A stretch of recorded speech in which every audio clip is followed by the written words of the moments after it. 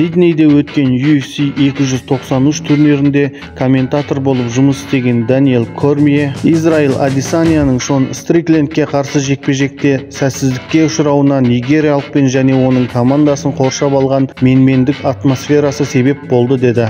Ол бірінші раундта құлап, ерте жеңіліске өте жақын болған кезде ешқандай күйзеліс пен алаңдаушылық оның нақты қауіппен күресіп жатқанын сезіну болған жоқ. Чемпионды 49-46 есебімен жеңгеннен кейін Шон Стрикленд жеңістің оған оңай жеткеніне сенбеді. Мен жекпе-жектен кейін Шонмен сөйлесе алдым.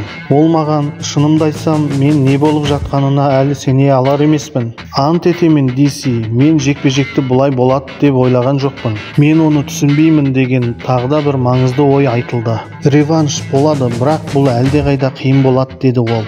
Шон Адесанияның оны бағаламағанына сенімді.